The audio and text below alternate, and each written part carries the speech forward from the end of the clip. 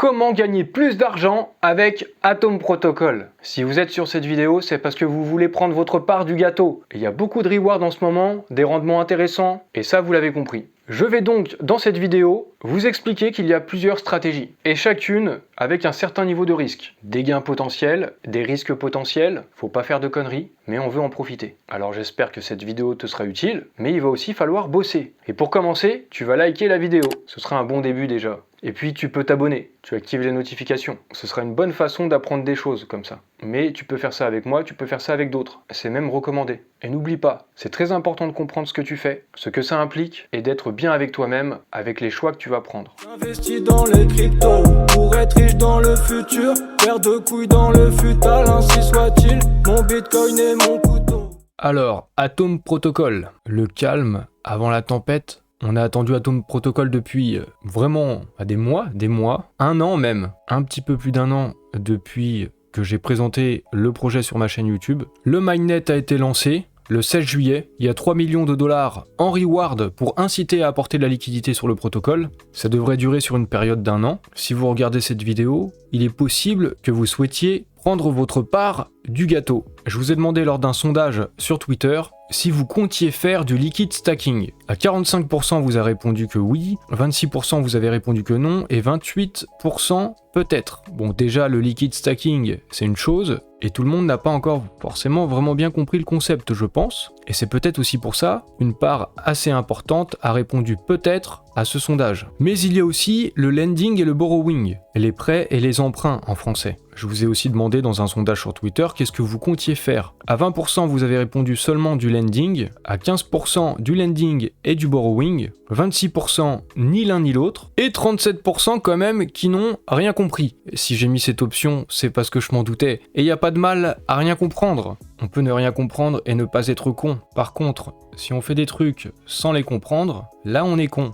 Et il va falloir apprendre des choses et se renseigner si vous comprenez pas toutes ces choses-là. Si vous comprenez pas, n'y participez pas. Je voudrais être vraiment bien clair sur ce point. Qu'on me dise pas après, oui, t'as dit qu'on pouvait faire du lending et tout ça, que c'était sans risque, à cause de toi j'ai perdu de l'argent. Non, ce genre d'excuses-là, faudra pas venir me voir, hein, si ça arrive, parce que c'est votre argent, vous en êtes responsable. Si vous faites de la merde, c'est de votre faute. Vous prenez vos décisions. Et pour prendre de bonnes décisions, il faut comprendre ce qu'on fait, il faut comprendre les risques, les implications, il faut comprendre les concepts, il faut comprendre le liquid stacking. Je vous mettrai une vidéo sur le sujet dans la description, et aussi une autre vidéo qui parle du lending, du borrowing, des prêts et des emprunts. Ces derniers temps, là c'est la 3e fois que je vous renvoie vers ces vidéos, en très peu de temps. Du coup, si vous avez vu toutes ces vidéos dans lesquelles je vous dis d'aller regarder ces vidéos et que vous avez toujours pas vu ces vidéos, bah vous risquez pas de comprendre. Mais c'est pas forcément mal. Peut-être que c'est juste pas pour vous. Il faut comprendre ce qui est fait pour vous, ce qui vous convient, avec quoi vous êtes à l'aise. Bon, ça c'est pour le mindset.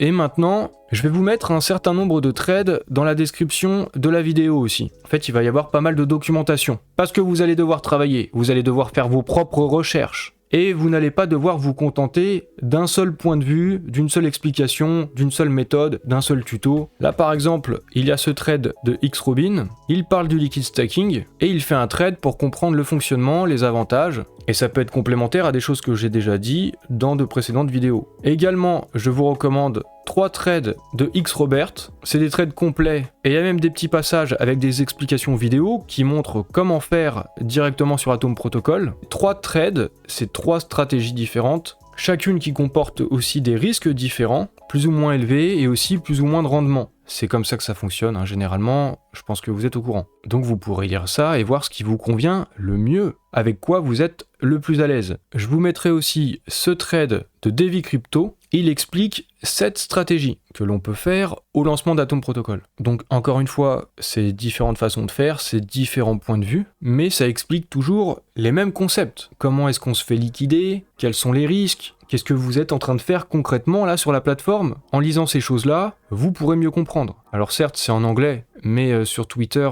vous pouvez traduire, et ça vous permettra de comprendre quand même les grandes lignes, même si c'est pas toujours simple quand on est complètement débutant, parce qu'il y a beaucoup de termes et de concepts à comprendre. Et ça, bah je le comprends aussi parfaitement. C'est un petit peu comme quand on rentre dans la crypto au début, il y a plein de choses assez difficiles qui nous rebutent, et d'un coup, ça nous fait l'effet de « ça va me demander des efforts, tout ça », j'ai un peu moins envie quoi. et je veux qu'on me mâche le travail, qu'on le fasse pour moi. Ne mentez pas, je sais que vous avez ces réflexes-là. C'est de cette manière-là que vous vous en remettez totalement à des stratégies que vous avez vues, des stratégies partagées par des influenceurs, des youtubeurs, des gens sur Twitter. Et c'est aussi ce mécanisme-là qu'ensuite, il y a le risque de rejeter la faute sur l'autre. C'est pas moi, c'est lui qui a dit on pouvait faire ça. Non, c'est toi qui as décidé de pas comprendre ce que tu faisais. Et on a toujours de bonnes excuses pour rejeter la faute sur les autres. Je vous mettrai aussi ces stratégies-là, les principales, dans un thread de Andrei, et il a fait surtout des infographies. Donc là, comme ça c'est visuel, vu qu'on fonctionne pas tous aussi de la même manière, peut-être que ça peut aider à comprendre. Ça peut simplifier et voir à la fois de la documentation écrite, essayer de le comprendre de cette manière-là, ensuite essayer de le comprendre à nouveau, mais via des schémas, ça fait qu'on emprunte différents chemins intellectuellement, et en prenant comme ça plusieurs chemins, ils se complètent et ça aide à la compréhension globale. Et je vous jure que c'est comme ça au fur et à mesure que ça commence à rentrer. Autre chose aussi, sur les risques, vous devrez comprendre comment ça fonctionne. Qu'est-ce que vous risquez ? Eh bien, je vous mettrai ce post Twitter aussi de X Robert qui parle des risques. Le risque de liquidation, perdre sa liquidité, perdre son argent concrètement. Et on peut perdre une grosse partie. C'est aussi comme ça qu'on apprend. Et c'est un long chemin pour se perfectionner et essayer de faire au mieux et de tout optimiser. Je rajouterai aussi ce thread de Devi Crypto sur les risques. Comme ça, vous avez aussi deux sources différentes manières d'expliquer pour vous aider à comprendre. Je suis maintenant sur Atom Protocol. Et ici, on voit un certain rendement. Mais ce rendement, ce taux, il est fluctuant. Il y a beaucoup de mouvements, il y a des liquidités qui arrivent. Et donc tous les rendements, tous les taux fluctuent en permanence sur Atom Protocol. C'est normal, ça va prendre quelques temps, je sais pas combien de jours ou de semaines pour que ça se stabilise. On va commencer à parler de stratégie. On va commencer par la première, on va dire. Si vous souhaitez mettre des liquidités sur Atom Protocol et que vous voulez vraiment prendre le moins de risques possible. Déjà, sachez qu'il n'y a pas de risque zéro. Et le premier des risques, c'est des failles dans le smart contract et que les fonds des utilisateurs soient vidés, soient volés par un hacker. Donc en principe, ça ne devrait pas arriver, mais c'est toujours possible, gardez ça en tête. C'est possible tout le temps, sur n'importe quel protocole. Là, on est sur un protocole nouveau, c'est juste le lancement. Et il y a sûrement des hackers qui vont essayer de s'y intéresser, parce que c'est nouveau, ils se disent, on va voir. Est-ce que c'est vraiment aussi solide que ça ? S'il y a de l'argent à prendre de leur côté, c'est comme vous, vous êtes intéressé par Atom Protocol, eux aussi, dans la même logique, s'ils ont une opportunité, ils vont se servir. Donc voilà, vous comprenez déjà ce premier gros risque. Cependant, pour vous rassurer, c'est pas pour vous rassurer, c'est juste factuel, Atom Protocol, c'est le protocole DeFi le plus audité de tout l'espace crypto, ou alors un des plus audités. Ils ont eu 6 ou 7 audits, il y en a d'autres encore qui seront en cours, il y en aura tout le temps en permanence. Et les cabinets d'audit, il y en a de différentes catégories. Peut-être qu'ils ne se valent pas tous, mais il y a un cabinet d'audit qui est vraiment respecté dans tout l'espace crypto, et il s'agit de Runtime Verification. C'est vraiment une référence dans le monde des audits. Atom Protocol, les smart contracts ont été audités par Runtime Verification, c'est quand même un sacré gage de sécurité. Mais bon, voilà, les risques existent toujours. J'en reviens à la stratégie, la première, vous avez compris, il y a quand même des risques, mais si vous voulez vraiment réduire au mieux les risques, vous allez seulement déposer des stablecoins, vous allez avoir un taux qui est quand même très intéressant sur du stablecoin, de 15 à 20%. Du coup, il n'y a pas de perte de valeur ou de hausse de l'actif, c'est stable, et il y a du rendement, il y a des rewards. Si vous voulez pas prendre trop de risques, vous voulez déposer de l'EGLD et avoir du rendement. Plus de rendement qu'avec le stacking classique, c'est le but. Eh bien, ça va dépendre aussi du moment. Le plus intéressant en ce moment, c'est de déposer directement ces EGLD et les mettre en collatéral pour avoir un beau rendement de presque 28% là, juste là, maintenant, à l'instant T. Comment on fait ? Je vais vous montrer ça sur le DevNet. Le DevNet, je vous mettrai aussi un lien dans la description, comme ça vous pourrez aussi peut-être vous entraîner là-dessus. Mais bon, dans mes vidéos précédentes, j'ai déjà mis tout ça, donc regardez mes vidéos précédentes sur le liquid stacking, je vous en ai parlé un peu plus tôt, c'est aussi dans la description. Alors démonstration, on veut déposer des EGLD, on va cliquer ici. Sur le DevNet, j'ai 17 EGLD disponibles. Bon, je vais pas tout mettre, je vais juste en déposer un petit peu comme ça pour l'exemple. Je vais mettre 4 EGLD. Je suis dans Supply, je clique sur Supply et je dois valider la transaction. La transaction est passée. Mes 4 EGLD ont été déposés. Là, je suis sur le DevNet, pour rappel. Et là, je suis sur le mainnet d'Atom Protocol. Donc, c'est ici que ça a été déposé. Ensuite, je clique dessus et pour obtenir les rewards, les incentives, une part du gâteau des 3 millions de dollars. Pour cela, je vais devoir mettre les 4 GLD que je viens de déposer en collatéral. Donc je vais dans la section collatéral. Là, l'option sélectionnée c'est Add, ça veut dire ajouter. Et là, il y a l'option Remove, ça veut dire pour enlever. Donc là, on sélectionne ajouter. Et je vais mettre tous mes EGLD en collatéral. Donc je valide la transaction. Ce que je suis en train de faire, c'est de mettre mes EGLD en garantie. La transaction elle est passée, on voit mes 4 EGLD qui sont en collatéral. Et ça fait que j'ai des rendements supplémentaires. Si vous voulez, vous revenez un petit peu plus tôt dans la vidéo, vous pouviez voir, j'avais je crois 1,2% de rendement, et en ayant mis le collatéral, ça passe à 6%. C'est pas les vrais taux là non plus, je suis sur le DevNet, c'est pas la vraie version d'Atom Protocol. Mais c'est pour bien comprendre que si vous mettez en collatéral, vous déposez de l'argent qui pourra être emprunté par d'autres. Et pour ça, vous êtes rémunéré et vous avez plus de rendement. Mais je vous dis, ça comporte toujours un risque. Si le smart contract comporte une faille qui est exploitée par un hacker, eh bien votre collatéral, il pourrait être volé. Vous commencez peut-être un petit peu à comprendre mieux comment ça fonctionne pour certains qui voyaient complètement flou. Et vous voyez qu'il y a des concepts à assimiler. Je vais prendre une image parlante. Atom Protocol, c'est un peu comme une sorte de trésor. Il y a des rendements, il y a des rewards, et c'est attirant. On veut en profiter. Et on nous dit en quelque sorte qu'il y a un trésor, mais ce trésor, il est sous l'eau. Il est dans les profondeurs. Il va falloir aller le chercher, il va falloir plonger, il va falloir se jeter à l'eau. Mais si vous vous jetez à l'eau comme ça, vous avez jamais nagé, vous savez pas nager, qu'est-ce qui se passe ? Eh ben oui, vous allez vous noyer. Alors, s'il vous plaît, faites votre apprentissage avant de vouloir aller chercher le trésor. Il y a des choses qui viennent avant les autres. Il y a un ordre des choses. Il faut d'abord apprendre pour ensuite comprendre. Et ensuite, encore, on peut agir. Ensuite, ça nous fait une expérience. Et on apprend comme ça encore au fur et à mesure. Je fais cette vidéo vraiment avec pédagogie, j'essaye, et j'insiste sur des points parce que c'est des points importants. Donc là, on a vu la première méthode, la première stratégie principale, la plus simple, avec le moins de risques. Simplement vous prêtez et vous activez votre collatéral. Vous déposez vos liquidités en garantie. Vous les bloquez comme ça et ça vous apporte plus de rendement. C'est à vous d'estimer tout ça. Peut-être que c'est la stratégie qui pourrait vous convenir. Posez-vous sincèrement la question, c'est quoi le mieux pour vous ? Et ne pensez pas, le mieux pour moi c'est de gagner plein de thunes. Évidemment, ça c'est pour tout le monde. Là, je vous ai expliqué comment déposer directement vos EGLD et profiter des rendements qu'il y a maintenant. Cependant, quand il y aura un peu plus de stabilité sur les taux, qu'on y verra plus clair sur Atom Protocol, peut-être dans quelques jours, quelques semaines, le plus rentable, ce sera pas forcément de déposer directement de l'EGLD, mais peut-être plus, sûrement plus, de rendement sur le SEGLD. Donc vous arriverez avec vos EGLD et vous devrez faire différemment. Je vous montre rapidement. Sur le DevNet, vous allez dans la partie du liquid stacking. Tout à l'heure j'avais 17 EGLD, maintenant il m'en reste 13. Je vais en utiliser 10. Je vais stacker mes EGLD et en échange, je vais recevoir du SEGLD. Je fais stack et je confirme ma transaction. Ma transaction est passée, je vais sur les SEGLD, je vais fournir ma liquidité, je fais max. Comme ça, j'envoie les 9,19 et je valide la transaction. Ma transaction est passée, mes SEGLD tournent à un taux de 0,76%. Je vais déposer mes SEGLD en garantie, le collatéral. Je vais tout mettre, les 9,19. J'ajoute le collatéral, je confirme ma transaction. C'est votre dernier mot, Jean-Pierre ? C'est mon dernier mot. La transaction est validée. Et donc voilà, là j'ai plus de reward et ça passe à 7%. On passe maintenant à une autre stratégie. Elle n'est pas beaucoup plus risquée. Cependant, elle est plus complexe. Parce que dans le cas présent, vous allez faire du levier. Vous allez arriver avec une certaine quantité de GLD, vous allez faire un emprunt, vous allez vous servir de ces EGLD pour augmenter votre bague pendant une période donnée, pendant le temps où vous faites cet emprunt. Et de cette manière-là, vous pouvez doubler votre position. Par exemple, si j'ai 10 EGLD,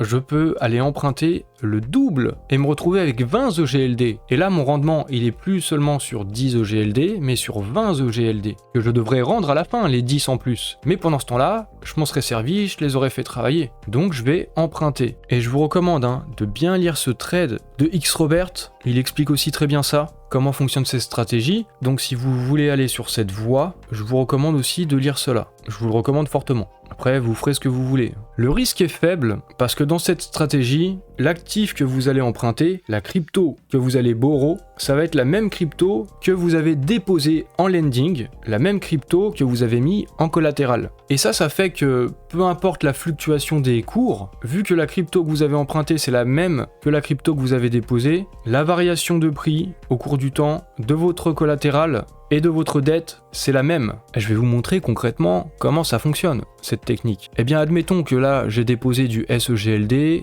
ou de l'EGLD. D'ailleurs, je sais pas pourquoi je dis admettons, c'est ce que j'ai fait. J'ai déposé mes liquidités, je les ai mises en collatéral, du coup, je peux emprunter, avoir cette action de levier et obtenir plus de GLD pour avoir plus de rendement. Je vous montre ça sur la version DevNet. Je vais faire ça sur les SEGLD que j'ai mis en collatéral, 9,19. Là, c'est 9,93 parce que j'en avais qui étaient déjà déposés avant de vous faire la démonstration. J'en avais un tout petit peu, mais ça change rien. Je vais pouvoir aller dans la partie borrow et emprunter ici du SEGLD. Là, ce qu'il faut regarder, c'est les taux. Bon, je suis sur la version du DevNet. Vous devrez regarder ça sur le mainnet d'Atom Protocol. En ce moment, si vous empruntez de l'EGLD, le taux, il est fortement négatif. Qu'il soit négatif, c'est normal, mais là, il est fortement négatif. Moins 24%. Ça veut dire que ensuite derrière, vous le mettez en lending ici, vous aurez 27%. La différence, c'est 3%. Vous allez faire que 3% de rendement. C'est pas super. Donc c'est pas ce que vous allez faire. Vous allez plutôt emprunter du SEGLD, moins 7,7%, mais 18% de rendement en le mettant en lending, et la différence, il suffit de cliquer ici là sur le petit bouton pour voir, et c'est calculé automatiquement. La différence, ça fait que j'ai un peu plus de 11% de rendement au final, sur les SEGLD. Bon, c'est bien beau de parler, mais je vais emprunter du SEGLD sur la version DevNet. Puisque j'ai déposé 10 EGLD en collatéral, eh bien je peux emprunter jusqu'à 6,8 EGLD. Mais ça, c'est en atteignant la limite maximale autorisée. Là, c'est 80% sur le DevNet. C'est là où il faut faire des choix judicieux et ne pas trop s'exposer. Qu'est-ce que ça veut dire ça concrètement? J'ai déposé 10 EGLD. Eh ben je vais emprunter 50% des EGLD que j'ai déposés. Si je fais ça, ça veut dire qu'il faudra qu'il y ait une chute de 50% de l'EGLD pour que je sois liquidé. Du coup, ce genre de truc, c'est rare que ça arrive du jour au lendemain, comme ça, en quelques heures. Moins 50%, même sur des altcoins, ce serait quand même très sévère et c'est qu'il y aurait eu une catastrophe sur le GLD. Du coup, si j'emprunte 50%, la moitié de ce que j'ai mis en collatéral, je m'expose pas trop. Le risque reste raisonnable et je vous conseille de pas dépasser ça ou alors pas de beaucoup. Bon, c'est à vous de gérer vos risques. De toute façon, vous pourrez pas emprunter 100% de votre collatéral. Ça, c'est pas autorisé parce que c'est beaucoup trop risqué. Ce serait un truc de malade. Faut pas faire ça. Bon, il y en a qui le font. Hein. Il y en a toujours. On appelle ça les dégènes. Et ils vont revenir avec le prochain bull run. Tout ça, ça va redémarrer dans plus très longtemps. Soyons encore un petit peu patients. Et accumulons avec des petites stratégies passives là comme celle-là. Donc je disais, je dépose mes 5 EGLD. Du coup, je vais emprunter ces 5 EGLD. Je vais faire borrow. Et je confirme la transaction. Et on va mettre en place un système de boucle. On appelle ça le looping. C'est un petit peu comme dans les parcs d'attractions, les montagnes russes, les sensations fortes. Bon, faut pas non plus se faire trop de frayeur. Là, il n'y a pas trop de risques. Hein. Mais on verra un peu après. Hein. On peut encore prendre beaucoup plus de risques et faire aussi plus de rendement. On peut faire des trucs complètement dégènes. Hein. Je vous le recommande pas. La transaction est passée. J'ai emprunté 5 SEGLD. Je suis arrivé avec 10. Maintenant, j'en ai 15. Et je vais pouvoir tout de suite les mettre en lending. Hop, j'ajoute 5 EGLD. Je valide ma transaction. Vous avez compris, hein, ça. Il faut valider les transactions pour que ça passe. Peut-être que je vais arrêter de le dire. Voilà, c'est passé. En vrai, c'est des moyens mémotechniques aussi pour que vous validiez dans votre tête aussi chaque étape. C'est pédagogique. Hein. Maintenant, vous avez compris. Je fais quoi avec ces 5 EGLD que j'ai déposés en lending pour avoir le plus de rendement possible? Je les dépose en collatéral, je les ajoute. Je mets le maximum, j'ajoute le collatéral et je valide ma transaction. J'espère que ça rentre. La transaction est validée, on vient de faire notre première boucle. On a rajouté 5 EGLD en collatéral. On peut donc à nouveau emprunter. On va borrow encore du SEGLD. Alors vous voyez encore une fois, on pourrait emprunter jusqu'à 4,22 EGLD, mais je ne vais pas le faire. J'ai emprunté 5 EGLD, je vais en mettre la moitié. 2,5 EGLD que je vais emprunter à nouveau. Et je valide la transaction. La transaction est passée! Quelle surprise! Bon bah, on va faire quoi? Ah bah, on va les déposer dans le lending. On va continuer, hein. Sur cette voie, on met tout, les 2,5. Et on valide la transaction. Ensuite, collatéral. On ajoute le max, les 2,5, et on valide la transaction. Et voilà, je vais encore pouvoir emprunter la moitié de 2,5, 1,25, borrow, je valide ma transaction, je dépose ce que j'ai emprunté, 1,25, je confirme, je les dépose en collatéral, je valide. Voilà, j'en suis à 18,68 EGLD. Le nombre de tours que vous allez faire, bah ça dépend de vous, hein. Au fond ça peut aller à l'infini, mais au bout d'un moment ça fait plus trop sens parce qu'on n'a plus beaucoup de GLD en plus. Là je peux encore recommencer un tour sur ces montants-là. 0,625 EGLD que j'emprunte, je confirme, je valide, la transaction passe, j'ajoute ça au lending, je continue de valider mes transactions, je mets ça en collatéral, hop, je valide. J'ai maintenant 19,3 EGLD, SEGLD en collatéral, je pourrais encore recommencer mais bon, vous avez compris. En gros, je double ma quantité de GLD en quelques tours, en 5-6 tours, des loopings. Ça peut donner le tournis, mais vous avez compris, ça fait plus de rendement. Pour faire le chemin arrière, je vous recommande de travailler ça d'abord sur le DevNet. Vous devrez faire ça petit à petit, étape par étape, pas avec des trop gros montants dès le départ. En gros, de la même manière que quand vous faites des emprunts, vous empruntez pas la totalité de ce que vous pouvez emprunter, vous empruntez 50%. Bah là, faites un peu la même chose. Là, je pourrais retirer 4 SEGLD du collatéral. Et bah, je vais le faire avec 2. J'enlève le collatéral, je valide. J'ai enlevé ces 2 EGLD. On voit bien là, ils sont plus en collatéral, mais ils sont toujours en lending. Donc je vais dans Withdraw, c'est un retrait. Et je peux retirer le max, là cette fois-ci, les 2 SEGLD. Je fais Withdraw. Une fois que c'est fait, je vais dans la partie Borrow, SEGLD, dans Repay. Bon, vous comprenez, c'est remboursé. Et je rembourse le max, les 2 SEGLD, je valide. Voilà, comme ça j'ai remboursé une partie de mon emprunt et je peux recommencer la boucle dans l'autre sens. Cette fois, je peux enlever jusqu'à 6 SEGLD, 6,2, et bah je peux en enlever 3,1. Voilà, je ne vais pas tout faire, vous avez compris. Voilà pour cette stratégie. Et personnellement, au moins dans un premier temps, moi j'opte pour celle-là, mais c'est pas pour ça qu'il faut faire comme moi, c'est juste que moi j'estime que le risque il est faible, et ça peut me permettre d'augmenter mes rendements dans une mesure assez intéressante. Avec cette méthode, les rendements sont quand même assez importants, c'est plutôt sympa. C'est mieux que le stacking classique, assez clairement, il y a quand même plus de rendement, et ça reste une stratégie assez tranquille au niveau du risque. Et maintenant, on va voir quelque chose qui est plus costaud à comprendre quand on est débutant. Faut bien intégrer ce que ça veut dire, faut bien intégrer pourquoi on fait comme ci ou comme ça. Donc je vous recommande à nouveau un trade de Xrobert sur les longues et sur les shorts. Il y a potentiellement encore plus de rendement, on peut gagner plus de GLD, mais ça demande certainement plus d'expérience aussi et de compréhension d'une manière générale aussi du marché, parce que là c'est impératif quand on prend ce genre de stratégie de pas être débutant. Il faut que vous sachiez à quel moment on est à peu près dans les cycles quand vous prenez ce type de stratégie. Et si vous avez suffisamment de compréhension, suffisamment d'expérience, vous pouvez vous en servir pour augmenter votre capital, tout simplement. Dans cette stratégie, il y a 2 sens possibles, les longues et les shorts. Les longues, ça va être pour des cryptos que vous voulez holder, des cryptos dans lesquels vous croyez. Vous pensez que le prix va s'apprécier au cours du temps sur une certaine période, peut-être sur 1 an, peut-être sur 2 ans. C'est le type de choses qu'on peut faire juste avant un bull run, ou quand on est sûr qu'un bull run va démarrer, ou que ça a déjà démarré tout simplement. On n'est jamais sûr quand un bull run va démarrer, par contre une fois qu'on y est, il y a un moment où on est sûr. Mais bon, c'est pour ça qu'il est important de savoir à quel moment on est, est-ce que vous êtes capable de bien vous situer ou vous êtes totalement perdu. Si vous êtes totalement perdu, vous comprenez pas du tout les directions du marché, même pas un tout petit peu dans les grandes lignes, et sur de grands horizons de temps, bah n'allez pas du tout sur cette stratégie, c'est très risqué. On part donc du principe que le token dans lequel vous croyez, c'est le GLD. Vous pensez que le token va s'apprécier au cours du temps, au cours des prochains mois, peut-être que sur la prochaine année, le GLD, s'il faisait 1 x 2, s'il faisait 1 x 3, bah c'est quelque chose d'envisageable sur 1 an là. Eh bien ce que vous allez faire, c'est les mêmes étapes d'abord que tout à l'heure, déposer vos liquidités, les mettre en collatéral, en garantie, et ensuite ce que vous allez vouloir faire, puisque vous croyez dans le GLD, c'est emprunter de le GLD. Mais il ne faut surtout pas emprunter directement de l'EGLD. Vous allez emprunter du stablecoin. Et ensuite, avec ce stablecoin, vous allez acheter de l'EGLD. Comme ça, vous prenez pas une dette sur l'EGLD. De cette manière, votre dette, votre emprunt,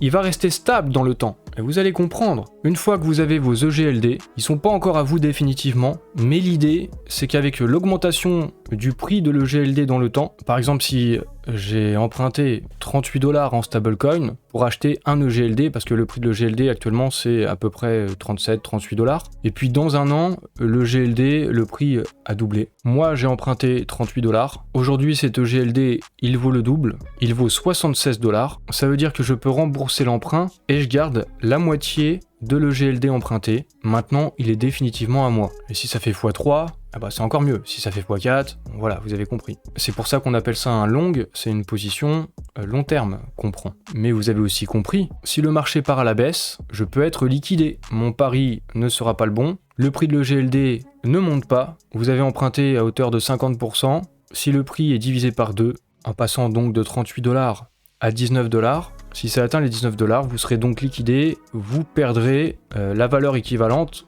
en collatéral, vous perdrez les 38 $. Le remboursement se fera automatiquement, et avec en plus des frais. Alors pour se représenter un petit peu ça, pour mesurer un petit peu ce risque, en gros vous prenez un long, vous prenez l'option, le pari que ça parte comme ça, mais ça pourrait faire ça dans l'autre sens. Là le trait orange, je l'ai mis au niveau des 19 $. Si ça touche, vous êtes liquidé. Et c'est là, en fait, si vous avez plus de compétences, plus d'expérience, ce sera toujours mieux. Si vous voyez par exemple que là, il y a déjà un support, a priori, actuellement, dans l'état du marché, il y a peu de chances qu'on aille tout droit, qu'on tombe à 19, il y a des résistances. Il y aurait un support ici, sûrement que d'abord ça taperait ici, ça rebondirait un peu, et finalement là, vous vous direz soit... Je prends le pari qu'après ça remonte, soit en fait ça remonte pas, ça fait ça, et derrière... Alors après, il y en a d'autres encore, des résistances, hein. À 25 $, ça ferait peut-être ça, et puis après ça repartirait, hein. Et vous ne seriez pas liquidé, mais peut-être que ça ferait pas ça. Peut-être que ça casserait là. Au niveau des 25 $, c'est quand même une résistance costaud, mais c'est possible. Ça taperait peut-être les 19 $. Alors peut-être qu'il faudrait s'exposer un peu moins. Voilà. Bah, c'est à vous de gérer ces trucs-là après derrière. C'est à vous de voir si vous voulez prendre cette option, cette stratégie-là ou non. Je vous dis, c'est plus risqué. Maintenant, vous pouvez appliquer la même stratégie, mais pour shorter un actif, c'est-à-dire prendre un pari à la baisse. Vous pensez que cet actif va baisser. On peut toujours prendre l'exemple de l'EGLD, mais lors d'une autre phase de marché. Quand vous pensez qu'on a atteint un top de marché, quand vous pensez que le bull run est terminé, qu'on entre en bear market ou qu'on y est déjà, et que le GLD a plus de chances de chuter, de perdre de la valeur sur une longue période de temps, vous allez faire un pari à la baisse pour gagner de l'EGLD. Ça marche aussi avec du Bitcoin, avec des Ethers, ça marche aussi avec d'autres actifs. Et d'ailleurs, pour mettre en place ce type de stratégie, si vous voulez shorter, je recommande de le faire plutôt sur du Bitcoin parce que c'est beaucoup plus simple, c'est beaucoup plus prévisible. Et même pour les longues, hein. Sur le Bitcoin, c'est plus prévisible que sur le GLD. Donc cependant, si vous croyez dans le token EGLD, vous pouvez prendre des longues. Concrètement, qu'est-ce qu'il faut faire si on veut shorter un actif? Bon, on part du principe que le bull run s'est déroulé, vous avez pris des profits, vous avez des stablecoins, vous allez les utiliser pour cette méthode. Vous allez déposer des stablecoins ici, en lending. Vous mettez ça en collatéral, vous touchez des rendements. Mais vous allez en plus acheter l'actif de votre choix, le GLD, le Bitcoin, comme vous voulez. Disons le GLD. Vous allez emprunter de l'EGLD, 50%, 40%, 60%, vous avez compris, vous choisissez votre degré d'exposition en cas d'éventuelle inversion de la tendance. Si le marché va dans le sens contraire de ce que vous pensiez, vous vous ferez baiser, hein. Dans un sens comme dans l'autre, à la hausse ou à la baisse. Là, dans ce cas-ci, vu que vous shortez, si ça part et que ça monte, vous allez vous faire baiser, vous allez vous faire éclater. Je vous ai dit, tout ça, c'est risqué. J'emprunte donc de l'EGLD, mais ce que je fais, c'est que je vais tout de suite convertir ça en stablecoin, en USDC par exemple. Et puis je vais attendre pendant des mois. C'est le bear market. Avec mes profits du bull run, j'ai emprunté de l'EGLD, mais j'ai tout de suite passé ça en stablecoin, j'ai gelé la valeur de l'EGLD,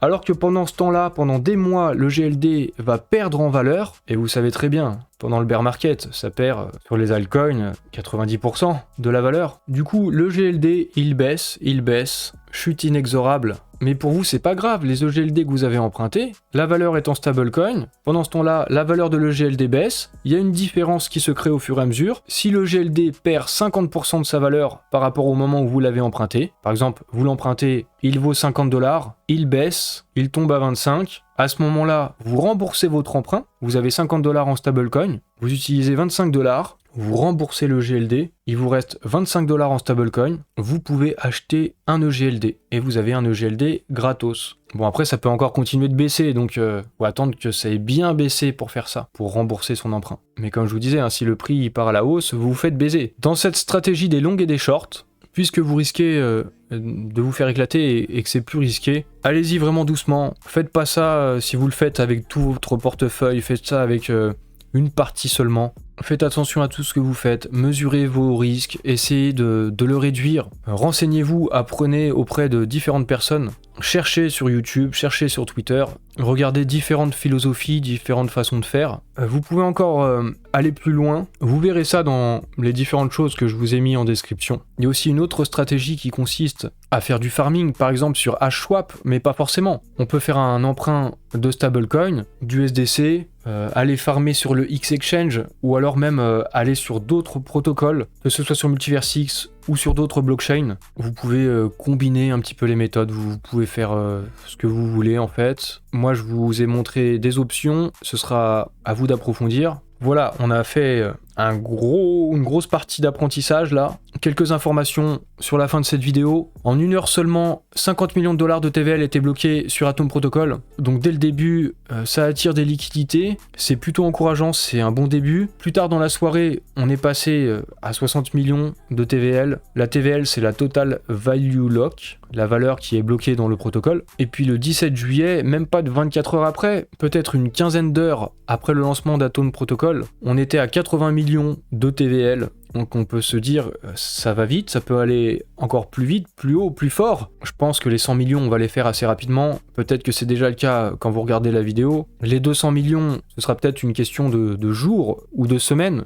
500 millions, ce sera pas tout de suite, mais ça me paraît atteignable. Je pense que c'est quelque chose qui est possible pour Atom Protocol. Il faudra peut-être un petit peu plus de temps. J'ai écrit quelques semaines, peut-être que ce sera quelques mois. Et puis pourquoi pas le milliard. Le milliard, ce serait quand même assez énorme. Parce que déjà, en même pas 24 heures, Atom Protocol atteint le top 100 du classement des protocoles ayant le plus de TVL, même pas en 24 heures. Et quand on regarde ce classement, avec 80 millions de $ de TVL sur Atom Protocol, Atom Protocol pourrait même déjà être à la 38e place. Alors au moment où je parle, je pense que c'est encore plus que 80 millions de $ déjà. Bientôt ce sera 100 millions. Les 200 millions, je pense que ça va se faire. Donc Atom Protocol passerait à la 26e position. Et en fait, pour un lancement comme ça aussi rapidement sur Multiversix, c'est quand même plutôt très très beau. On n'est pas sur Ethereum, hein, parce que le plus gros de la TVL est sur Ethereum. Si Atom Protocol arrive à atteindre le milliard, Atom Protocol devrait pouvoir intégrer peut-être le top 10, qui sait, dans 1 an, dans 2 ans, je ne sais pas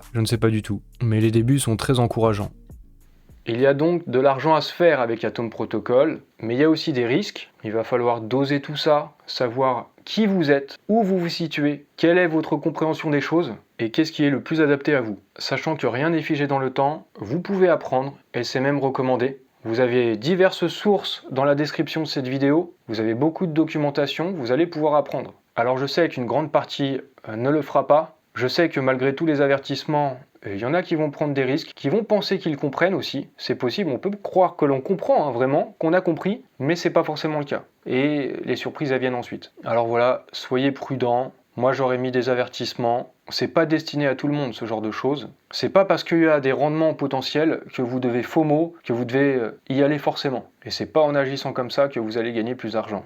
Il est même plus probable que c'est le contraire qui se passe. Je pense que cette vidéo sera utile à beaucoup de monde. Si ça a été le cas pour vous, c'est le moment de liker, vous pouvez vous abonner, vous pouvez activer les notifications, vous pouvez aussi partager la vidéo. Il y a peut-être des gens dans votre entourage à qui aussi ça pourrait être utile.